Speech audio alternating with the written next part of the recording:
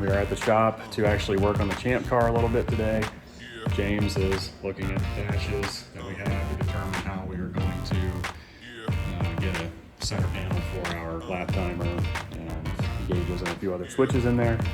He's also gonna finish cleaning up the floor. It looks like he chipped pretty well all of the melt sheet off the floor, and gonna finish that up today. Yep, that's the goal. And I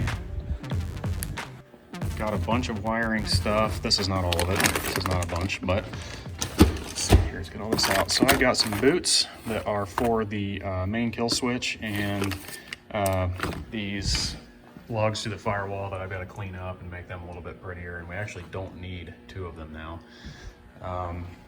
So got some lug covers, then I've got a large lug cover because those 2 positive wires will be collapsed into one, which is, let's see here, this guy here, this is a 2 American wire gauge, and it'll have 2 4 wire gauge going into it, and then they'll go through this and just be one piece.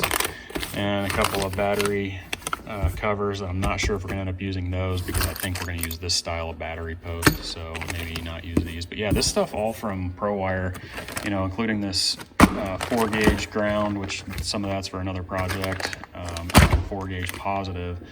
This was like 30 some odd bucks worth of stuff. It really wasn't that bad for just this car. I think there's like 70 bucks here, but this thing is what I'm most excited about. So I have this fuse box, it's a Bussman fuse box, and the last one I used did not have lugs on it. So you had to run wire to every single, like you had to basically break out your main positive wire and break it out to every fuse here. Well, each of those lugs runs up each side. So one is 1 through 20, and you can see that pin in there. That is a power feed right off the big guy here. So this is a 200 amp fuse box, way more than we'll ever use in this car. We're not going to use all the fuses, however, we may use all the relays, but I'm going to get started wiring that stuff in today. And I think the fuse box is going to go on the passenger's dash pad right here. So, well, this vent won't be there, but basically it's going to go right there. And if we ever have a problem in the car, we'll pop the lid off and it'll have tattletale fuses in it that'll tell us what blew, and we can fix it or diagnose it. I got to build an entire wiring diagram for the car, and I think I want to take this dash. Maybe, I don't know, should I take that one? I think we should use this dash. They're identical other than the plates we made, right? Yeah, and that one's got a hole in it. This one can be cleaned up. The mice kind of had their way with it, which is disgusting, but yeah, I think we should use this dash pad. It's okay. The other one we can keep as a backup. But yeah, we had to drill this hole in haste at VIR, and that was a whole huge story that I don't want to get into because I was really unhappy about that. But anyway, we got to run 1 kill switch. We used to have 1 on either side, which our ideas of that is safer, but apparently some people had differing opinions. So we ran 1 to the center and we drilled that hole in 15 minutes and got everything wired up so we could meet tech. Anyway, fuse box is going to go there, and we got to make a switch panel. James, are you heading that up? Sure. Okay. So James is going to make the switch panel. We'll make it kind of like mount up like this one does. So we'll be able to basically just mount it right in and unbolt it and get it out easily if we have to. But yeah, so right now, James, you're going to clean up the floor a little bit. I'm going to get to work on some wiring stuff, take some measurements, and then might have to dig through some of this for some dash harness stuff. And other than that, that's pretty much our plan today, I think. Yeah, there's our old panel, which worked great. It was a great panel, honestly. Everything there was great, but the problem is this car has just gone through so many versions at this point that it was just getting impossible to track anything. If we had any problems, we were pretty much dead in the water until we figured it out. So, and you know, we never had time to really fully vet out all the unnecessary wiring and stuff. Yeah, so there was still like HVAC wiring and stuff in this car. So we're getting rid of all of that, just simplifying it. Yeah, like this stuff, I mean, you know, it's not full mil spec stuff or anything like what I would do, which I'm not going full mil spec, but it worked great, honestly. It was a good system. It just is outdated, and it's just, there's a bunch of unnecessary stuff in there, and a lot of, you guys know how it is. You stack things and you end up with 10 different types of wiring, and we're just gonna kind of give it a fresh start and get things cleaned up, lightened up, and raced up. So with that being said, let's get started and See what all we can get done today. Here we go. Get some stuff planned out.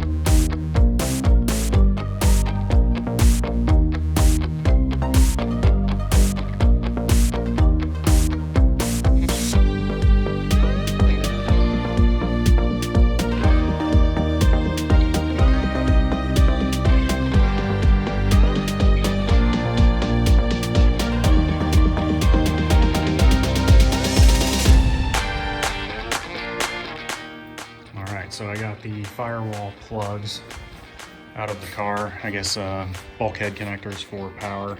Now these were just kind of covered in an epoxy to keep them, you know, I guess booted would be the word. There's all 3 of them there. We had 2 positives, 1 negative. Now this next time around we're only gonna have one negative. So we gotta figure out a way to plug all those holes in there. And then I also got these lug boots that will just be held in place with the wire. It should make for a much cleaner, more reasonable finish there. I also have to get the kill switch, which is laying here somewhere. This guy, I have to get him off, and then up these wires here, and then figure out how to mount it to this dash. Which, James, are you gonna flock this dash? Hell yeah! Okay, that's a yes. So he's gonna flock the dash, which I guess I was gonna try to explain it, but you would be able to explain it better. How does that work? You just basically put glue on it and then sprinkle some fibers on it, and it makes it like a matte textured surface, so it absorbs light instead of reflects it. So we're going like flat black, basically. It's basically, yeah, super flat black. So if anybody's ever driven into the sun and they can see their dash on the windshield, it's supposed to mitigate that, right? It also looks awesome. And it does look good. Which, this is actually looking pretty good too, considering we didn't even... Did you use dry ice on this? Yeah. This side you did. Yeah, that side I did all of it with dry ice. This side was like half dry ice. So. And then what's the plan in here after you get all this cleaned up? Because you're going to use the grinder to clean up the mess. Yeah. The wire wheel. I don't know. That's coming off pretty well. It's just a scraper. But vacuum it all up and then evaluate how it looks. We'll paint it, and then you wanted to rhino line it right so we can add some texture back. Just to the driver's pedal area. That's all I care about. Just some thick rhino liner. Not even that much. Just maybe even just where our heels right will where our touch. feet are. Yeah, that'd be fine. Yep. So urethane or seal up everything that we like, all the holes and stuff, and then we'll paint it, and that's it pretty much. That's good. And then after we kind of get the interior evaluated, we got to get the steering column out of here. It's one more bolt. I don't know why that thing's still in here, but we need to evaluate because we have to fit a battery, a fire bottle. Yep.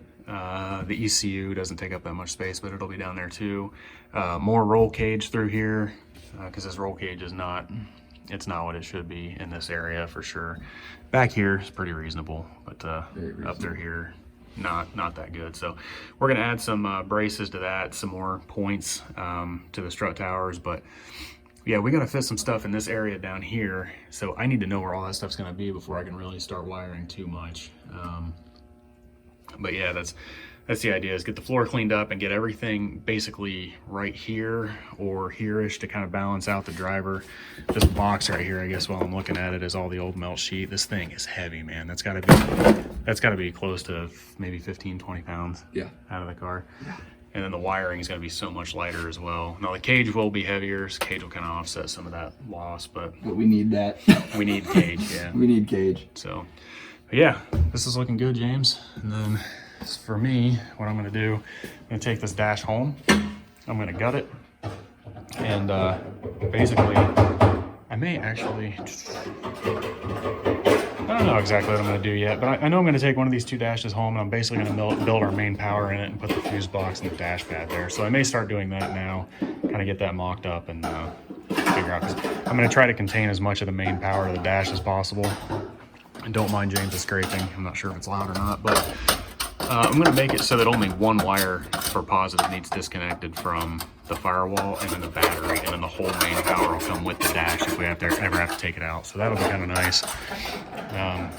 Still some stuff I got to do up here. Pull out the old ground cable. It's a little overkill, but get that out of here. Get the little sub ground out of here, and basically just clean this area up. I mean, it's opening up a lot. We're getting a lot of space in here, which space equals less thermal mass, which equals less heat, which equals more power. So that's the goal here. And then this engine before, I don't know if we ever really said this before, but it makes, you know, it made like 99 wheel horsepower before it had the turbo, and now it's making 206 wheel horsepower, 201 wheel torque.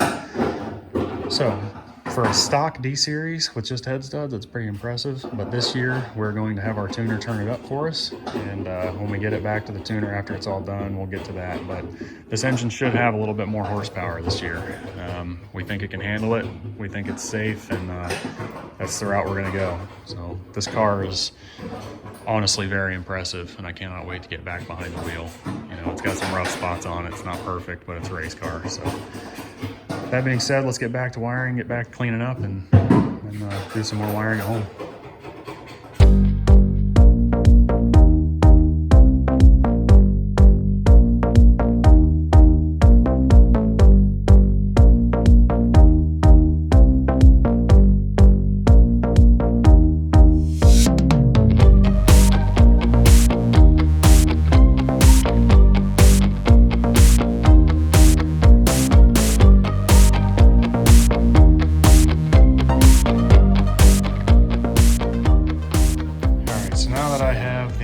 Completely deconstructed, and I can lay out the old dash that we had in the car, the old IP beam rather, up against the IP beam we got out of the parts car.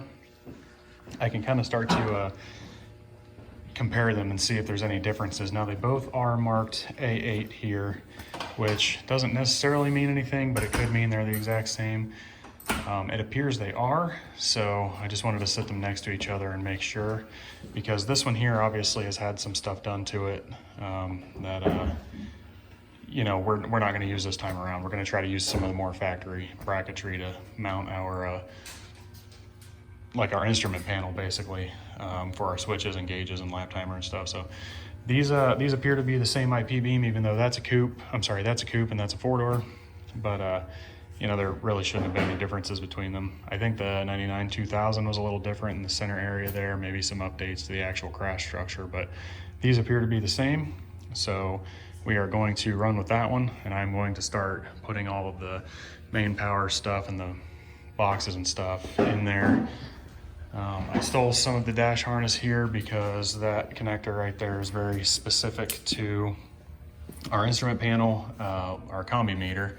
So to have those would be helpful. And then I got the dash cleaned up a little bit, and I'll get it back, get some stuff done to it, and make sure that it's in a condition that James can flock it and get it kind of flat black for us to reduce glare.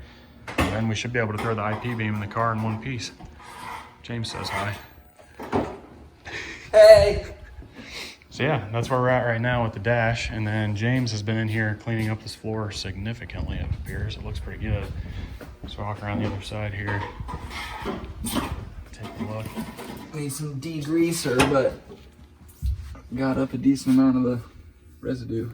Yeah, looks good. And then, like we said before, we're gonna paint this either white or gray or some color other than black. Honestly, I didn't like black in here. Just one, it got hot, and two, it made things hard to see when they hit the floor, just because there's no light being reflected. So we're gonna get all this white or gray, something of the sort lighter than black, and then we're gonna rhino line the area where the driver's feet go, and yeah, get the wiring going. So it's looking really good in here right now. That's a good template to start. So that's where we're at. Yeah.